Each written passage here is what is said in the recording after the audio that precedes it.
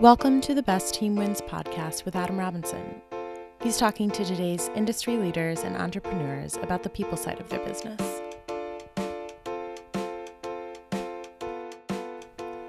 Welcome to the Best Team Wins podcast, where we feature entrepreneurs and business leaders whose exceptional approach to the people side of their business has led to incredible results.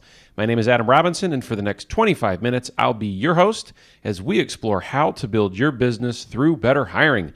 Today on the program, Shannon Ward, Vice President of People at Hireology, is the featured guest on today's podcast.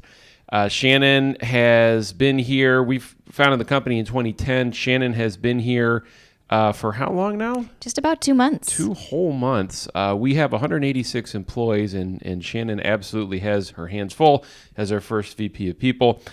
And we are excited to have you share your experiences with our listeners. Welcome to the show. Thank you so much. So we have hired 106 people this year. You joined Hireology in October as our first VP of People. And a couple fun facts about you: when you're not at work, I know you're usually found at a concert or with your nose in a book.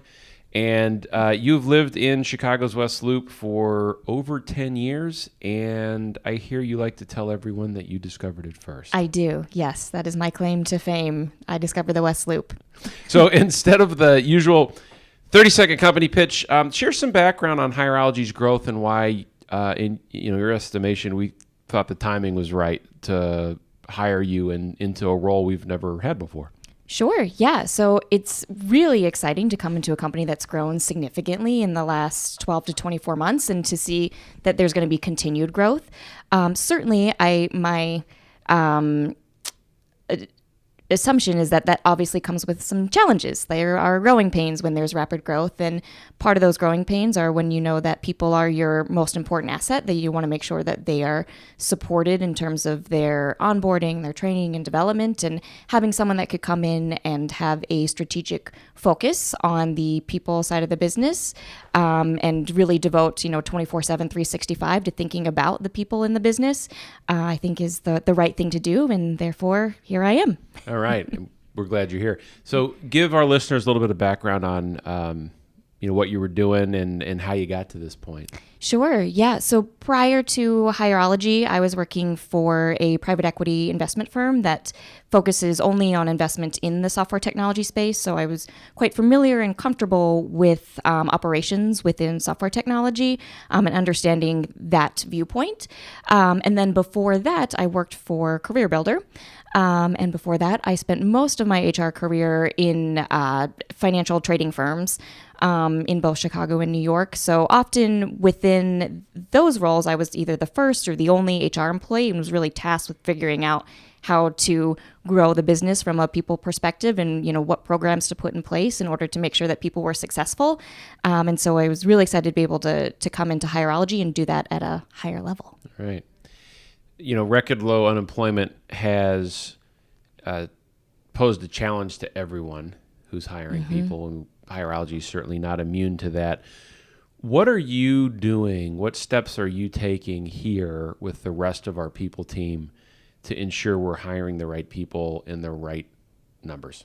Yeah, sure. So I think there's a couple of I'll say what I call my short-term strategies, which is just ensuring that we have some market recognition out there, that there is some brand awareness about what Hireology is, and that we are marketing ourselves every day.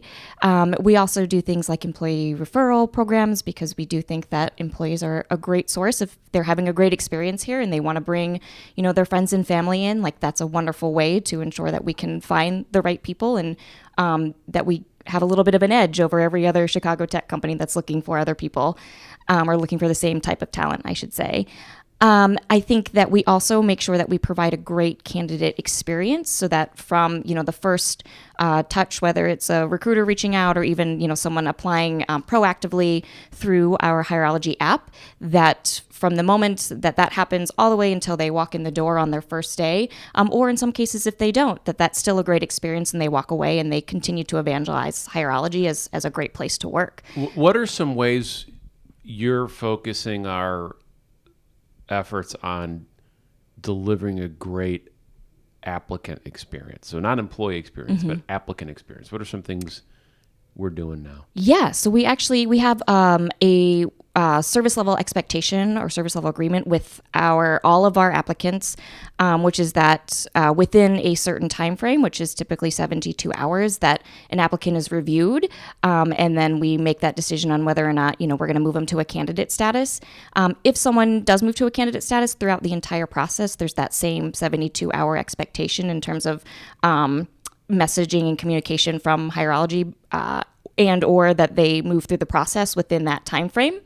And then we also make sure that for anyone that comes in person for an interview, that they do get a phone call with direct feedback, whether or not we are moving forward, and that we ensure that we provide that feedback in a timely manner so that someone, can come away from the interview process either thinking like, I really appreciated that, I understood exactly why, they may have chosen to move on with someone else, or like, that was great feedback. I'm excited for the next step.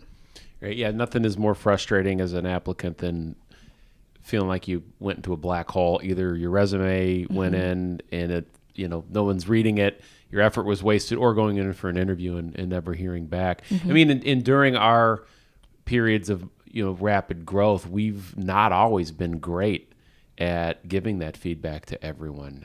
What do you think it takes for a company, if someone's listening out there and saying, okay, 72-hour feedback sounds easy, but when you're running the business, there's always something else going on. How do you ensure that that's happening? Yeah, that's a great question. We are fortunate to have a very talented team of rock stars that really invest personally, and they buy into this idea of creating a great applicant experience. So I think part of it is having a team that's really bought into that and understands that, and also understands the flip side of being a candidate, because we've all been there at some point in our careers.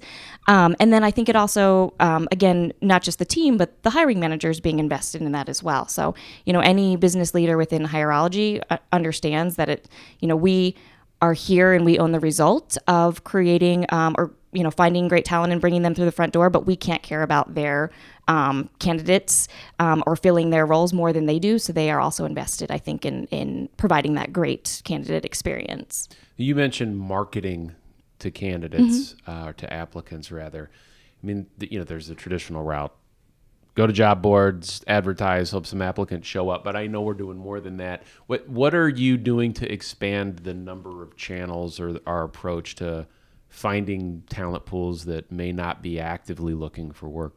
Yeah, that's a great question. So we are doing a couple of things. One thing that we're doing, and this is maybe not so much on expanding our talent pool, but more so just along the lines of preparing the business for continued growth, is to focus highly on what are we doing to prepare people internally.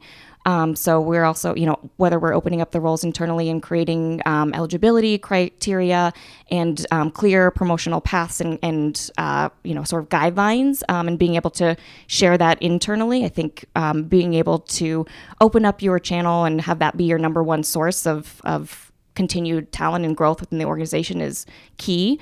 I think we are also looking at, a college recruiting, which we have not historically had a campus recruitment pipeline, and that's such a great avenue to discover talent, especially in a market like Chicago, where there's a number of different schools that we can partner with and continue to pipeline and build talent for those kind of entry-level roles, and then continue to increase, again, career growth and progression by focusing on developing talent once we get them in the doors.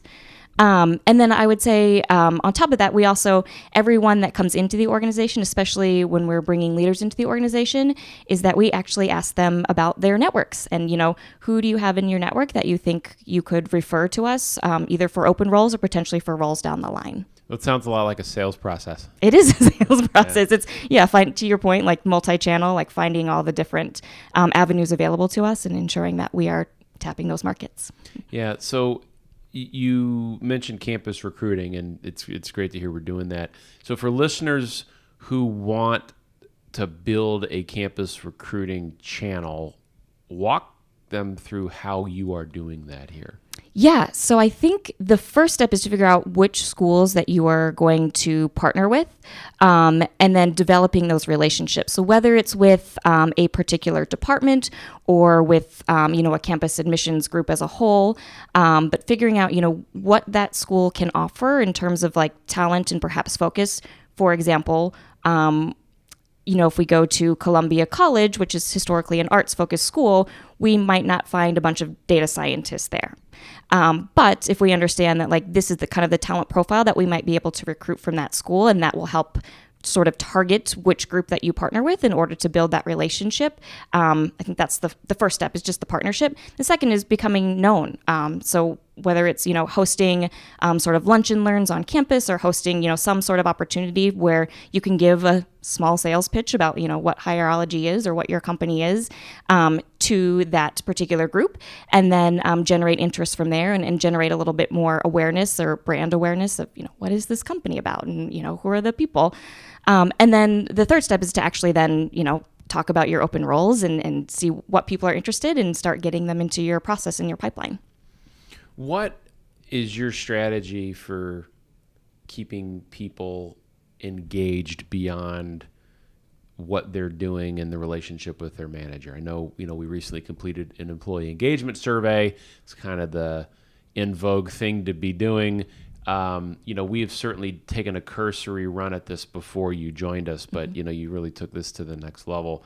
To the extent you're able to share with the audience, what were some surprising insights that you gained based on the data you got, and what are some best practices you could share for measuring engagement level in your company? Yeah, that's a good question. I would say, quite frankly, what we have seen in our engagement survey, none of it was particularly surprising. Okay. I think it is very typical growing pains of a company that's growing rapidly and scaling. And so scalability is a big one that I saw. And then also things like being invested in that training and development to be able to say to a bunch of people that maybe haven't seen a particular career path before because, we hired for need, and now we have to think about, okay, how does that person get to the next step, and how are we being mindful about that and supporting them in that?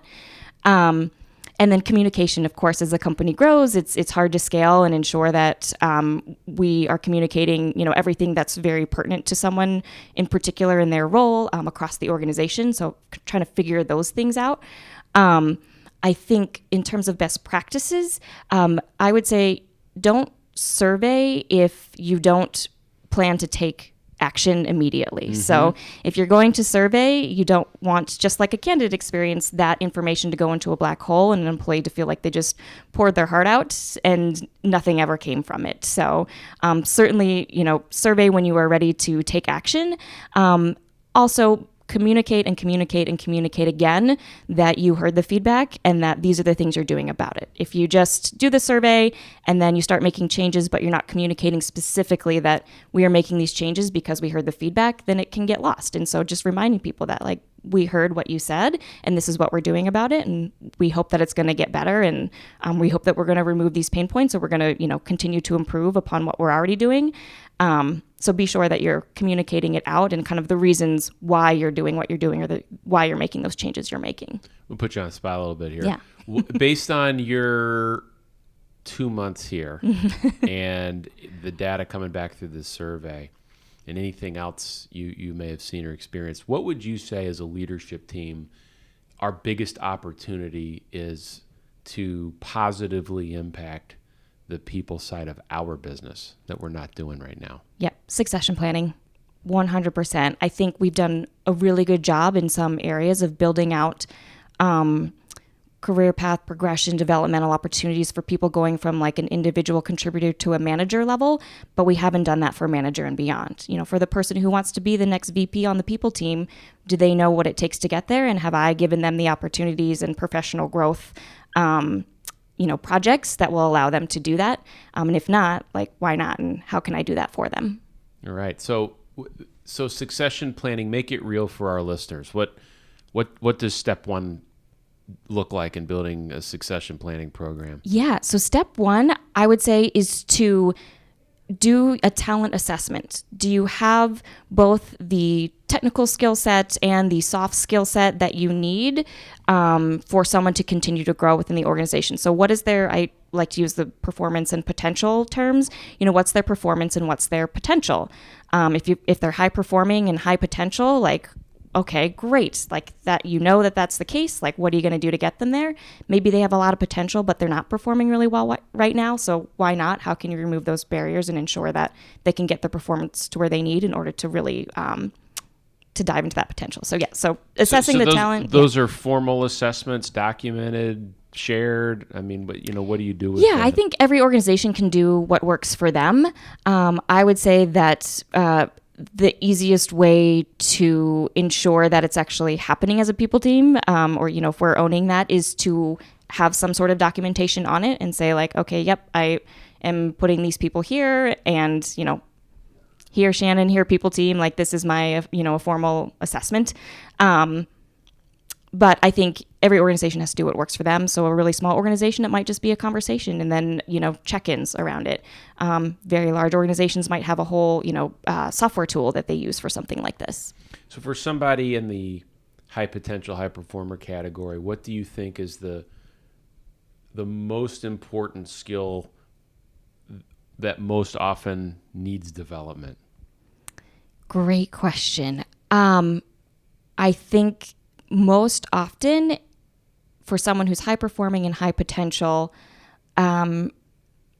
it's twofold. I would say for an individual contributor who's looking to get to a manager level, that shift in mindset from individual contributor to manager is probably the most challenging skill or the thing that you see most often needs to be worked on in order to get there. Like, how do you go from I'm only responsible for my own results to I'm responsible for a team's results? I think from a manager to a more senior level, it's how do you think strategically about, okay, now you've understood how to manage a team's results. How do you think about what's coming down the line and preparing for that and preparing a team for that, and being really mindful about the fact that you might have, 10,000 competing priorities, but you've got to set the strategic vision and be behind it and get your team there too. What do you think the right philosophy is with regards to giving coaching feedback, right? Where somebody's not achieving a desired result either through skill, effort, or attitude. What approach do you like to take to maximize the likelihood that they get where they need to go? Yeah, I think the first question that I would, or I shouldn't say the first, let me take a step back. I think the first thing is not to wait on it. Like, I think nobody likes having conversations where you're giving critical feedback. Like, that's just a human trait. So to get comfortable being uncomfortable and to not sit and wait, because the longer you wait, the less well it will be received, and potentially like the more problematic things that could be happening as a result of not giving that feedback in a timely manner. So number one, be timely about it.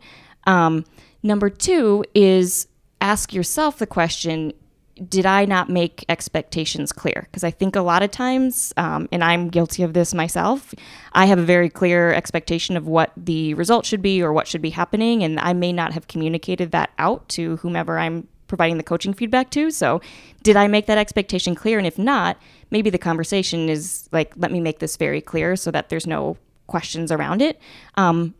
If I have asked myself that question and said, yes, I know it's very clear, then I think it's the next step is, how are we going to get that person there?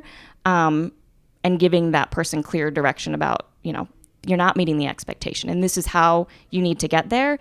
And if you can't get there, then we're going to have another or more difficult conversation, in some time. Okay.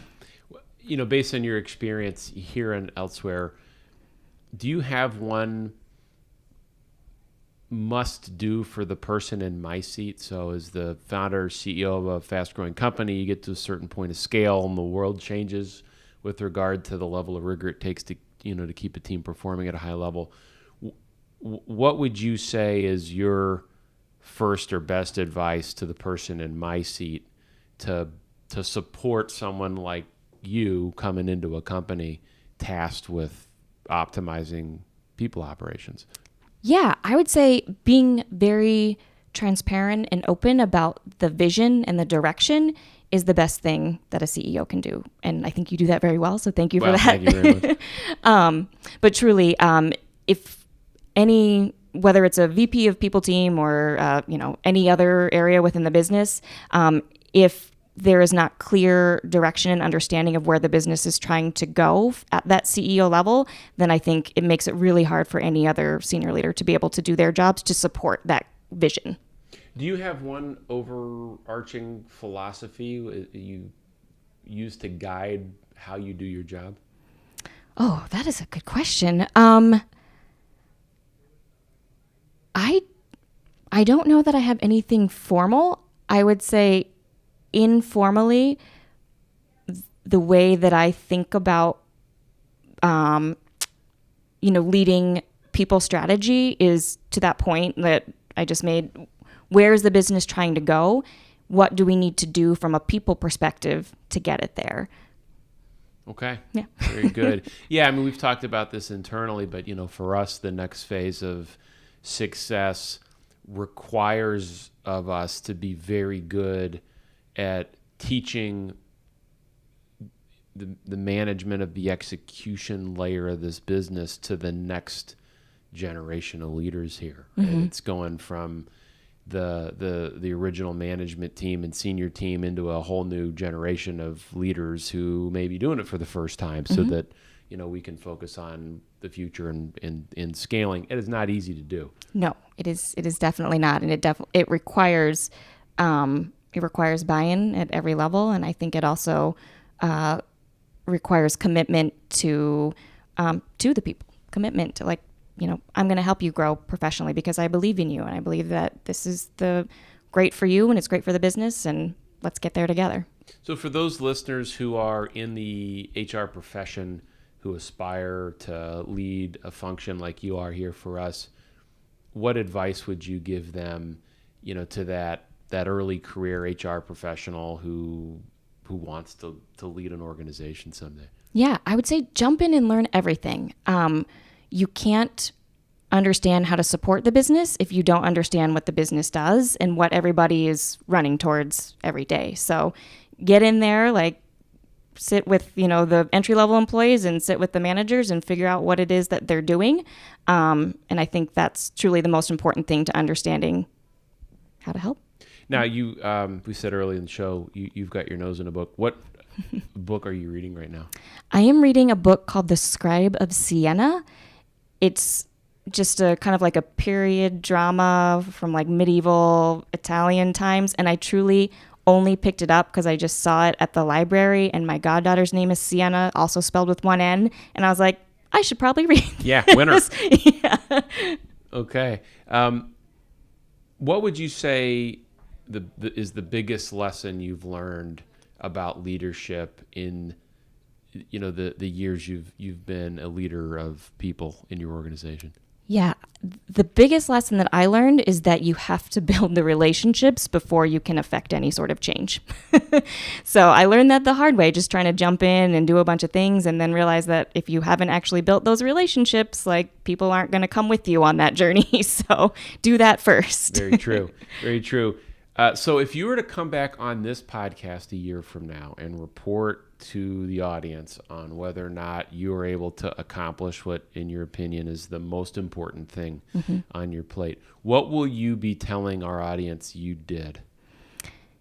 I would say we created a truly high-performing, growth-oriented organization that supports people's ability to have great career growth potential development here at Hireology, and that created the most amazing employee experience for every employee. Hear, hear. Let's here's to that end result. That's the final word. You've been learning from Shannon Ward, Vice President of People here at Hireology. Shannon, thank you for being with us on the program today. Thank you. And that is the final word today. Ladies and gentlemen, thanks for listening to the Best Team Wins podcast, where we're featuring entrepreneurs and business leaders whose exceptional approach to the people side of their business has led to incredible results. My name is Adam Robinson, author of the book, The Best Team Wins, which you can find online at www.thebestteamwins.com. Thank you for listening, and we will see you here next week.